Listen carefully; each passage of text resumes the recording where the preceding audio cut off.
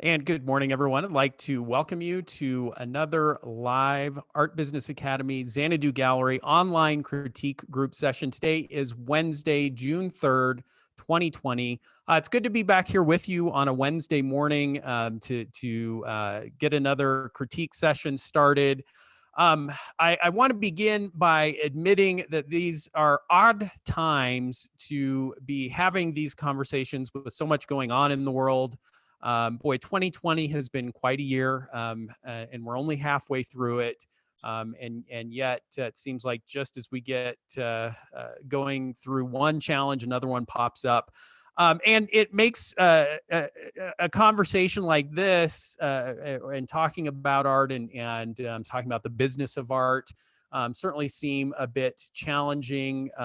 There's so many important things happening in the world, but I do feel that an opportunity to continue conversations like this is important. And I feel like art is important no matter what's going on in the world. And so we're going to continue having these conversations, and we're all going to continue kind of pushing forward together, hoping that the problems in the world can be solved and worked through, but knowing that art is an important place for people to turn to find refuge and to find some beauty in the world. And we're going to continue creating it and putting it out there and sharing it and having these conversations. So I appreciate all of you joining in this morning's session, whether you're watching live or joining us in the recording.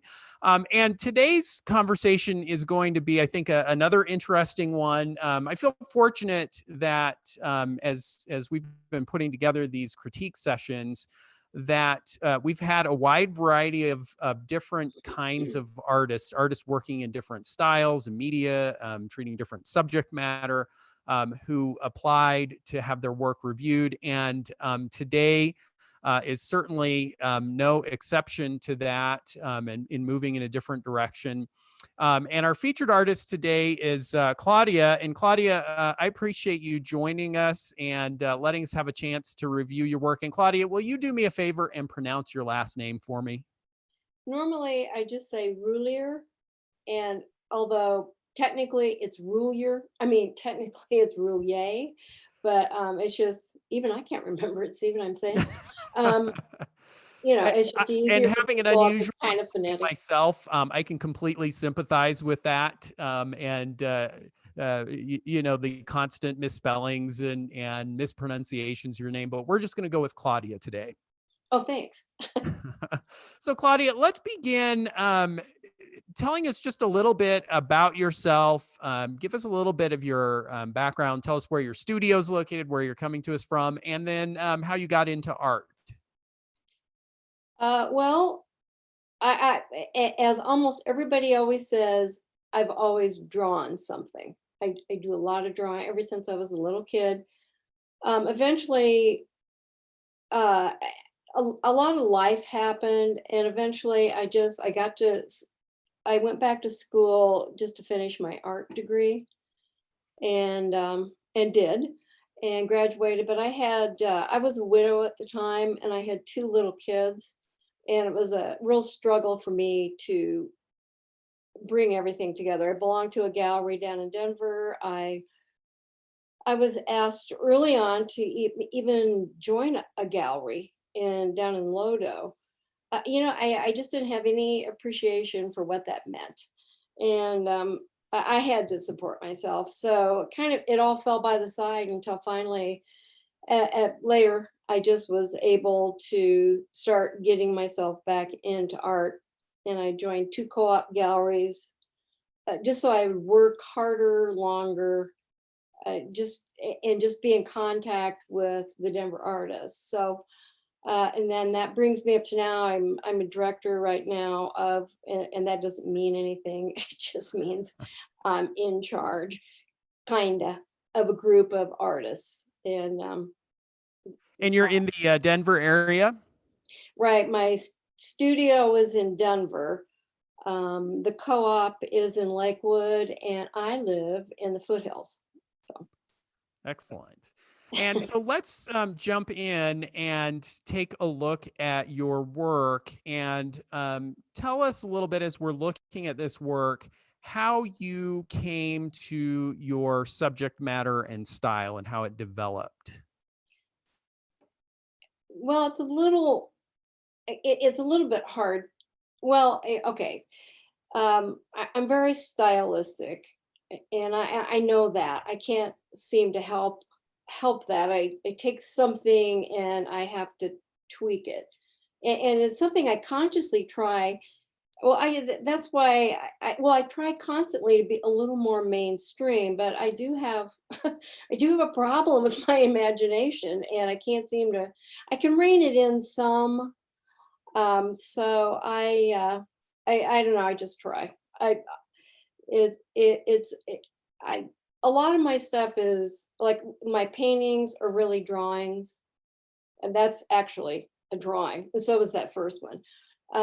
I like to go back and forth. Sometimes I think that I get too stylistic in, say, my paintings, and I feel like people think, well, she can't draw. She doesn't know what she's doing. She, so I draw something that I try to display that. Yes, I know what anatomy is. I know how things go together. I understand it, and then my assemblage work is completely different from my paintings and drawings, kind of. I'm going to argue with you on that one a little bit, Claudia, as we get into this conversation. But I at the same time, I appreciate what you're saying in terms of maybe technique and mode and approach. Yeah, I do a circus theme that it haunts me all the time, I guess, because I can't seem to get away from it. But I have a whole group of people that love that kind of thing. This guy is not, obviously, but the tuba that we were just looking at, and this little guy, well, it's not a little guy, actually, it was a pretty big painting. They all seem to, and this is more like my dystopian dark side. I do a lot of dystopia type of assemblage work, not so much in a little bit in my drawings. That this one is, well, I've been now that I'm drawing more, I've been kind of interested in falling and chasing ideas, falling just, and so I've been trying to work on the twist of something as it's falling through the air. And this was my very first big drawing that I did like this. This was 22 by 30. I'm working on another one that's two deer that are in a circular motif that are twisting and falling. And I think I got the twist a lot better. I think in the second one, then the rabbit's fine. To me, the little fox is a little off. Well, he's not really, well, he's kind of a fox. He's got deer front feet, but anyway, I like using butterflies and bugs, and birds just seem to go because they're falling. And so I want to first kind of take our conversation, let me get us up there, to talk a little bit, as we're wont to do, to talk about consistency. And we had a little bit more of an in-depth conversation on consistency last week. And I think it's your work is going to be a great illustration of what we've been talking about in consistency. And I've got a couple of comments that were submitted by email about your consistency. And the first one is from Edna. And I actually think I saw Edna here in the stream, but Edna says, what fascinating work. I'd love to see inside your studio. Your sculptural pieces relate well to your 2D work. If they were shown together, it'd be very interesting grouping. I can see this work in a gallery setting easily. Love your use of animal forms in each piece, which tie the work together. So there we have one perspective on the consistency. And then I get a contrasting perspective from Sydney, who says, my first impression is I would not guess these 5 pieces were done by the same person. 1, 3, and 4 are similar. I'm not sure what the second one is. Is it meant to be sculpture? I'm confused, and the title confused me even more. That being said, I really like 1, 3, and 4. So we've got 2 contrasting views here on the consistency of the work. And what I'd like to do And I'll show us the work as we continue to talk about this. But I'd love to bring those of you who are here watching this morning live into this conversation and get your perspective. Which of those views do you lean more towards? That yes, you can see consistency through the work and tie it together, or do you feel that there is some incoherence between the various pieces that we're seeing? And I'll go first to those of you who are in the video panel, and then I can also bring those of you who are just in the session into live comments. Any of you in the video stream want to throw up a hand and give your comments on the consistency? Let me go to Melanie first. Good morning, Melanie. Good morning. So hello, everyone. How do you feel? Does the work strike you as consistent? And granted, we're looking at just 5 samples of the work, but among these 5, how do you feel about the consistency? I definitely see consistency in the animals that she uses, the movement that works through the paintings. There's definitely an understanding of anatomy, even though, Claudia, you said you don't necessarily have that understanding. I really see that. And your work in both the sculptural and the paintings, drawings, they tell a story. Each one, they're very intriguing to me because I look into them and I definitely see a style you use, a story you're telling, and it creates interest for me. Excellent. So we've got 1 vote for consistency. Anyone else in the video panel want to hop in? Let me go to Elizabeth and let's see if I can unmute you there. I think you've got to unmute yourself. There we go. Good morning. Good morning. Good afternoon here. Yeah. I flipped. So I started off with more of I don't get the consistency. I got it through the illustration work and the painting work, but the sculptural work threw me off.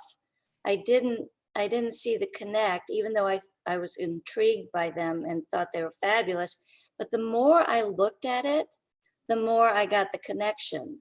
It just took me a while to see that, yeah, these would really show well together. You know, if you had a more of a balance of more sculptural and illustrative work, I think it would be a fascinating show.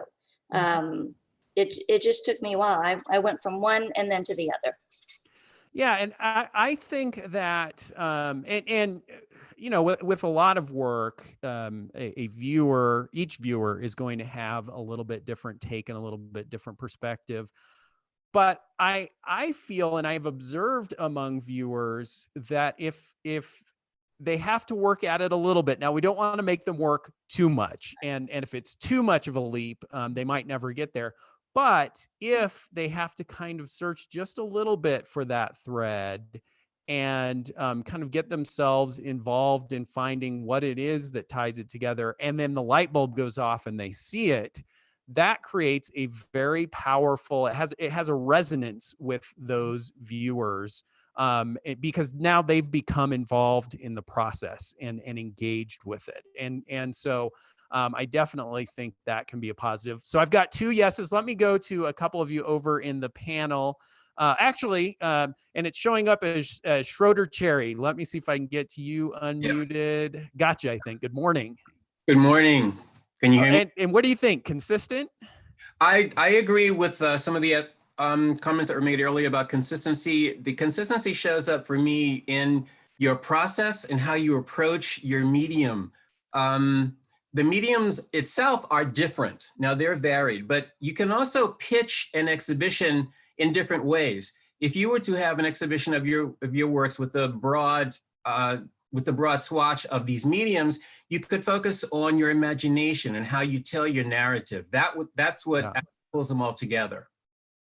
Yeah. Yeah, great comment. And like I say, that pitch I think would be well received because again, whoever you're pitching to gets to kind of see that the different images and the push and the pull between the various media, and then that thread that's tying it together. Let me go over. Oh, go ahead. It also allows the artist to frame how you want viewers to look at your work. There's a difference between a gallery show that shows, for example, one medium, all watercolor or all acrylic or all oil, as opposed to a show that is based on your theme. That way you flip their intentions in terms of how they look at your work. Yeah, and you get to delight and surprise a little bit because we're not, it's outside of what we typically encounter when we're visiting a gallery or a museum. A lot of times we are seeing a show that's all very, I have to be careful with my language here because I don't want to sound like I'm offering a critique of artists who are too cohesive and too consistent, but I just want to give you the sense that there is room in the art world for an artist who is thinking about their consistency in a different way. Yeah. Let me go over to Chris and see if I can get Chris in. Well, Chris, maybe I can't. Oh, there we go. I think I've got you, Chris. Hello. Yep, loud and clear. Good afternoon. Yeah, go ahead. What do you think of the consistency of Claudia's work? I think, well, I myself am a fine artist and a photorealistic artist, but I love looking at other people's work, and I love it. I like, first of all, the fact that when somebody does something dreamlike, it's very, very hard to comment and talk about your inspiration, because a lot of times in a dream, you go to recount what you dreamt the night before, and you really can't put it into words. And I just I do think it shares consistency, because you're dealing with drawings and then sculpture, but like the other gentleman said, the process is the same throughout, the whole body of work for these. I'm sure she has a lot more work, but I can see the consistency. And if you are too consistent, you're basically just doing the same thing, just different renditions of it. You gotta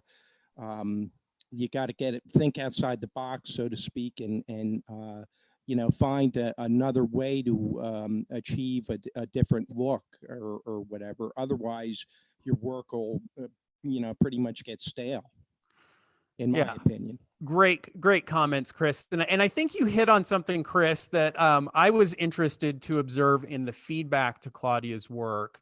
A lot of times when we do these sessions, the feedback that comes to me is technical. Well, this artist maybe should think about, different technique here, or using different colors, or changing the composition a little bit. I did not get much of that kind of feedback to Claudia's work, because I almost feel like you're saying, Chris, with it being a very unique and almost dreamlike or surreal kind of style, we almost feel like the frame of reference that we would typically use to comment on the work or the technique just doesn't quite apply as well. And that can be interesting for us as lovers of art and artists ourselves, to look at the work and just kind of have it refresh our perspective a little bit. It's also, I find, very interesting for potential collectors and viewers of the work to be seeing artwork that just kind of delights them in that it's unusual and unexpected and surprising and engaging. So I think we're kind of coming to a bit of a consensus on consistency, that we see it, and I would agree with that. And remember, when we were talking about the criteria for consistency, my suggestion is not that you have to be 100% consistent in everything that you're doing, but that if you have consistent elements across your work, that you can very effectively tie that work together. And this is a great example of an artist taking, different media, different dimensions from 2-dimension to 3-dimensional, and tying it together by the subject matter, and by the thematic elements of the work, and making it all come together. And I would also say the palette feels consistent, even though we're working across various media. So Claudia, now let me throw it back to you, and get your response to the comments that we've made about the consistency of your work, and ask you how much you really think about tying the work together. Well, first, thanks everybody for the input. I think I'm pretty consistent. I try really hard. Well, I have a style, and like I said earlier, it's hard for me to tamp it down. Although Yeah, please I don't. throw the, Right. sorry, what? Please don't tamp it down, whatever you do.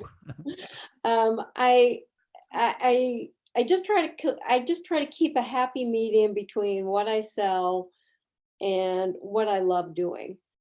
And I, that's basically what I do. And I think I got away from your question. Sorry. Well, no, I think that's very valid. And maybe talk about that a little bit. You just mentioned what I sell and, you know, what you want to do. Do you find a disparity between that? Does your audience respond to the, maybe the more traditional, the closer you are to being more traditional, or where do you see the most interest among your viewers and collectors? Well, what I have noticed is that the people that, well, now that I am doing more drawing, I've almost got like 3 bodies of work now, which is huge. It's a huge no-no. You should never do that. You should never diversify that much. But I don't know what's wrong with me. But anyway, my paintings have kind of one audience. And then because they're whimsical and they're cute for the most part. Some of them are a little on the darker side, like that bear. You know, he's listening to the single butterfly and not to all the rest of the butterflies next to him. And I have those. And then I have the drawings, which are different. And I just started doing those. The one that was the one that was the rabbit and the fox, it also had, I made a whole bunch of origami butterflies that I put across the wall and made them come in and go out where the butterflies were on that picture. And I'm going to do more of it. The one dog that you saw, and now I'm getting way off topic again. The one dog you saw had a lot of butterflies in it, moths actually. So I'm going to do the same idea again, but it's going to be, I have 3 of those drawings plus 2 more I'm working on. And those are going to go across the wall with the butterflies going in and out of each drawing. So, or that's the plan, I should say. So exploring, and let's jump in and just change gears a little bit and talk about presentation. And again, I've just got 3 images, although we saw with the sculptural pieces, some of the presentation. And again, we're going to be challenging a little bit some of the things I've talked about in past sessions on presentation. I'm going to defend myself a little bit in talking about it, but we're going to see that your presentation is going to need to be, by the nature of the work that you're doing, needs to be a little bit different than some of what I've talked about. So let's take a look at that quickly here. I've got, again, 3 images, and we're looking at multiple dimensions. And I'm not sure which piece this is, but it looks like we've got a frame and then a kind of subframe that you're hanging from. And in past sessions, I've talked about, well, it's very important to understand that viewers and potential collectors are going to be seeing your work from every possible angle. And so we want the back and the tops and the bottoms and the sides to be clean and neat and presentable and orderly. And of course, we look here and we see, okay, there's the back of this frame is beat up a little bit. And let me jump to the next one as well. The sculptural pieces, how you're mounting them. And we get to see a side view here. And what I'm going to say is that while I stand by that assertion that we want to make sure that our presentation is clean and orderly, what I would say here is that the nature of your work itself has a lot of character to it. And in the case of this piece that we're looking at now with the frame, it's consistent with that character. And what I'm seeing here is, you've had to come in and modify the frame a little bit to allow it to hang, I imagine, how you want it to hang. And that part is clean, but it gives you then a mounting to work from with that frame. And in some ways, I almost feel that that your framed work is also sculptural, in which the frame becomes an element of the kind of a found object assemblage that you've created that incorporates your artwork into it. That's the long way of me saying I think you're doing a good job with the presentation as well, in being consistent with the subject matter of the work and the tone that you are setting in the work. So again, Claudia, let me throw it to you. How do you approach framing and mounting and the presentation of your work? Well, I buy old frames, and I especially like, and I think the little bear is a good example. I especially like the old kind of ornate frames that you typically see in gold. And I like to mount those. I replace the insides of the frame with a clean hardboard, and I usually give it a little knockout of about an inch from the wall, just because I think it looks better on the wall instead of these big frames sitting flat. I just don't like that. I don't mind it with little frames, but with the bigger ones, I like to do this. So Awesome. I leave the backs of them kind of like I find them, because there's just something very tactile and appealing about that. I like, I don't know. I like Yeah. found objects, and Well, and I I think that what you're describing would fit what I would think of as an intentionality about the work, where you've found this frame and you've made a decision to leave the back the way that it is, and to show that character. Which is a very different thing than, just kind of a slapdash. Well, whatever I find in the bargain bin, I'll throw together, and I don't care how it looks. I just want to get this piece of artwork out there. That is the difference, I think, and that's what. oh yeah, I pay attention to that. Yes, and clearly, and it is important to think about our piece of artwork as a cohesive entity, in which the presentation is a fundamental part of the experience that a viewer and eventually a purchaser is going to have with that artwork. And we want to be intentional about that presentation. Now, I do also want to jump in and talk a little bit about pricing. I didn't get many comments in feedback, and it's a little bit challenging looking across the work and a little bit out of context to have a real sense of pricing. But Claudia, talk a little bit about how you've arrived at your price points and what your approach to pricing is.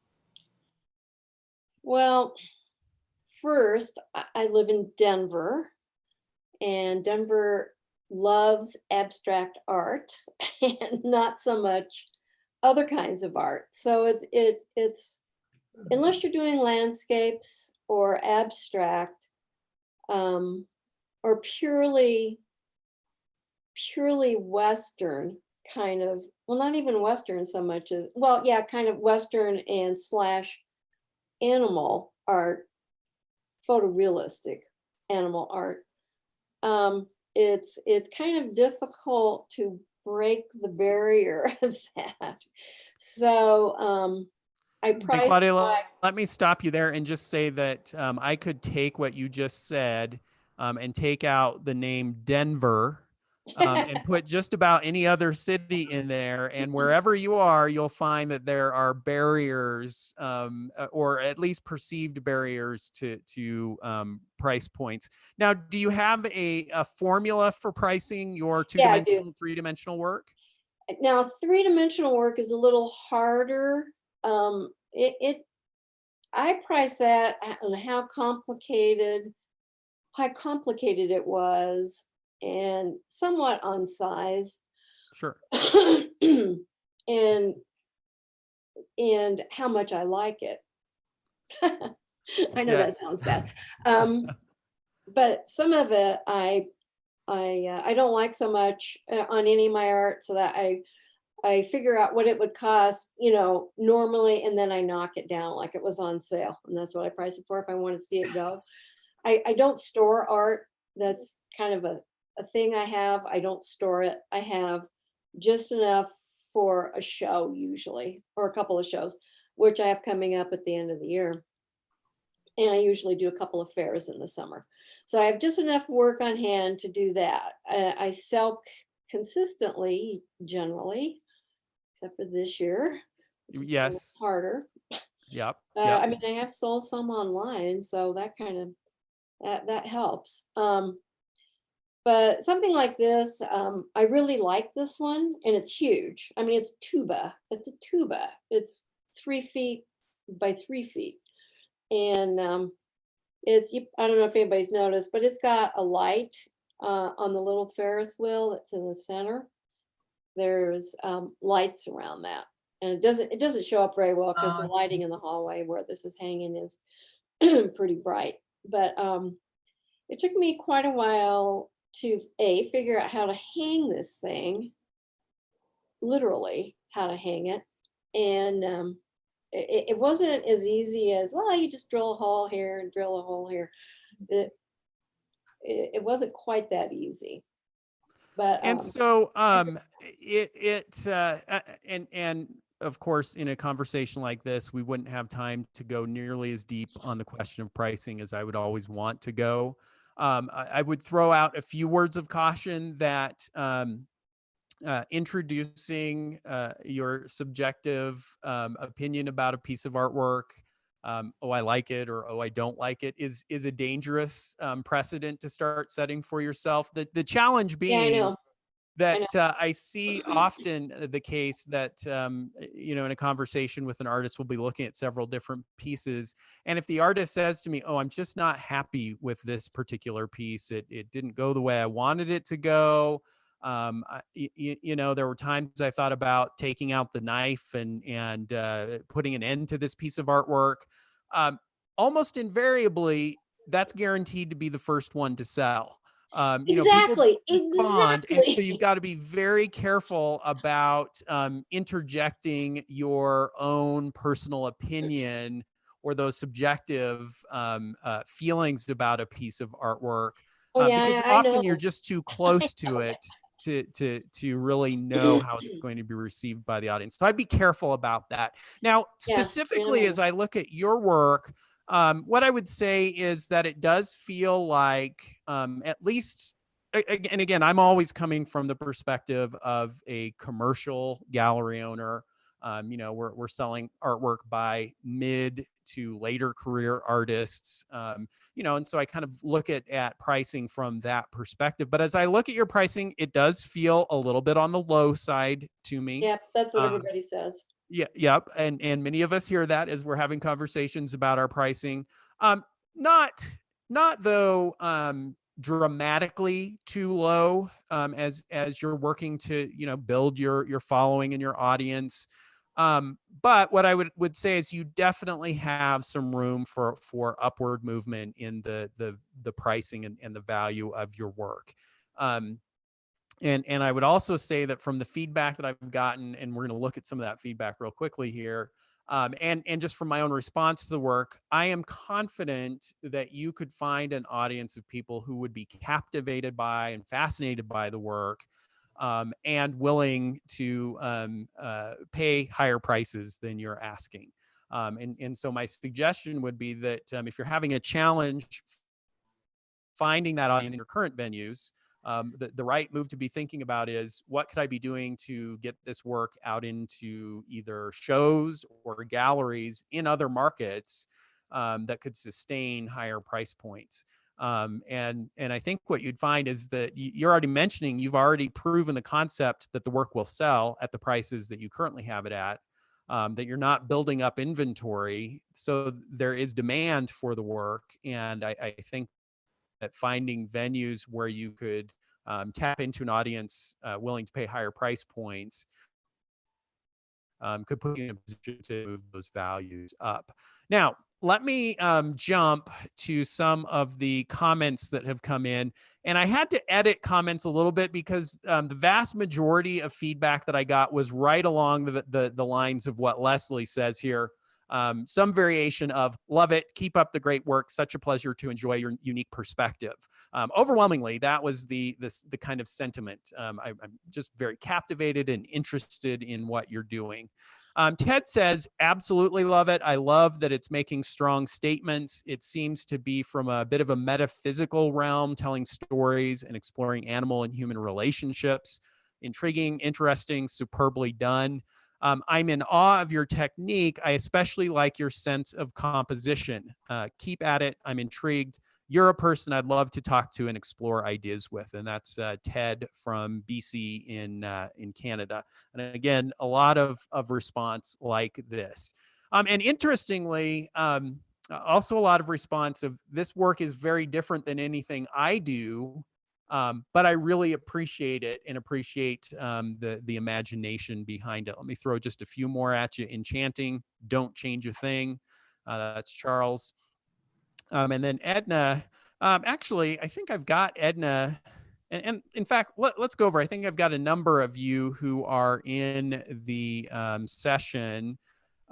If you want to raise your hands and hop in and give your comments and feedback about the work instead of having me read it, I'd love to get some additional voices in here.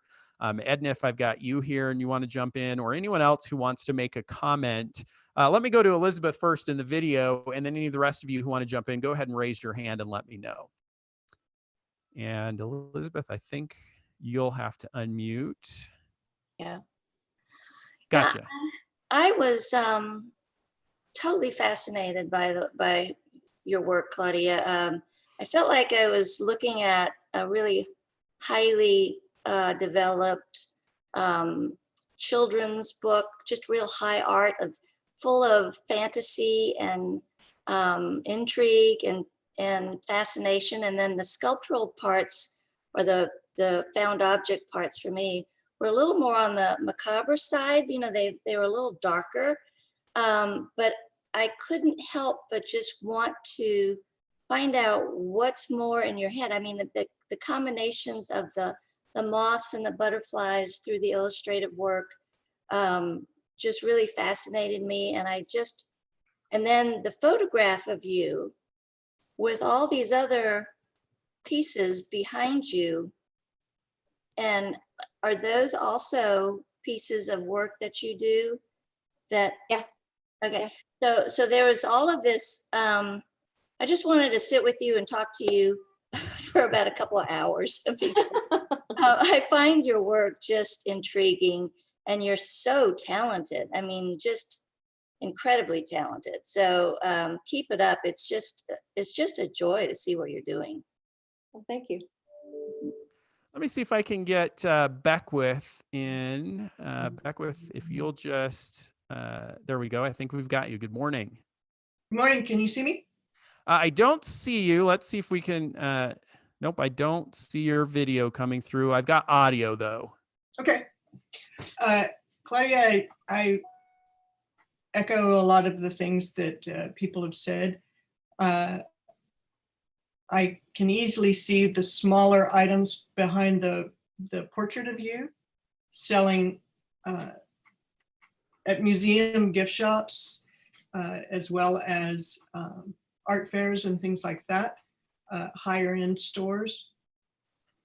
The comment that I made in the chat was that the work looks similar to my MFA work almost 30 years ago, of assemblage that were three-dimensional and stuck out. They had elements of photographs and print making on different surfaces, and use of various types of items. And so I could see this entire body of work being shown together in a gallery situation, museum type.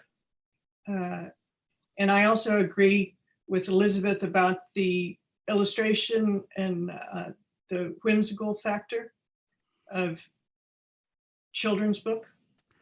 Yeah, So which that- I'll pause you just for a second to say, I think that's a really interesting perspective. And I would expect that we would find that many of us long to return to a time when, we were engaged by the storybook and the tales that were told there. And so it is, I think, going to be delightful to a collector to find artwork, fine art that is executed in a way that I could bring it into my collection and still speak to that same kind of childlike wonder at, fantasy and imagination, and the delight in finding those found objects that are coming into the sculpture. And so I think that tapping into that could be a real positive selling point for the work in a gallery or a show.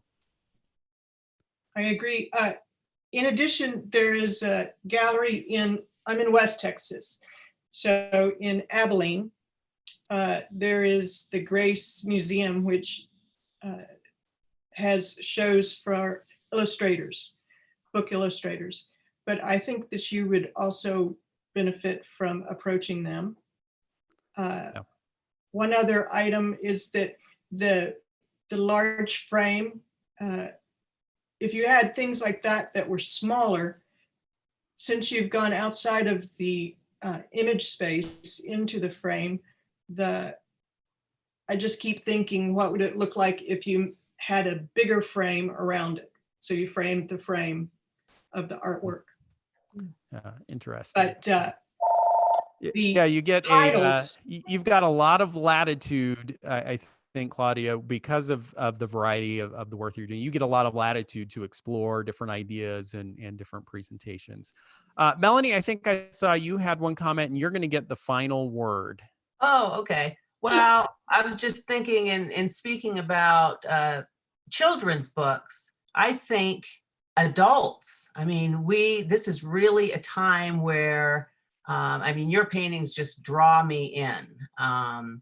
And, the imaginative quality, the fantasy world, I think we need an escape. And so not just children's books, but this is just, your work is just absolutely fascinating. And I think in a gallery, people would spend I don't know how much time just looking into your work and seeing new things. And I just think it's very exciting.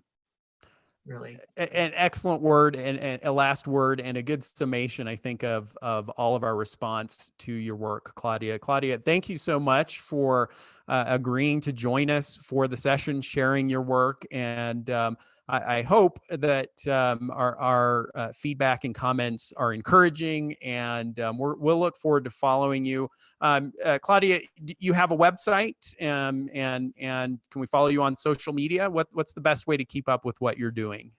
The best way for everything that I'm working on currently is, of course, Instagram. As everything is. Although I will say that my last 3 posts on Instagram, the paintings were very dark. But that's kind of how I feel right now. But I think it's out of my system. At least that's what I felt like on my last one. So hopefully, like I had to do those, I think, just to do them. They're probably going to be something, well, I don't know what they'll be, but it's just kind of a representation of what I've been feeling. So excellent. Well, thank you so much, Claudia. And thanks to everyone for joining us for this session, for your feedback and comments on the work. Stay tuned for announcement of next week's session. We'll be back together here on Wednesday. Take care, everyone. Be well.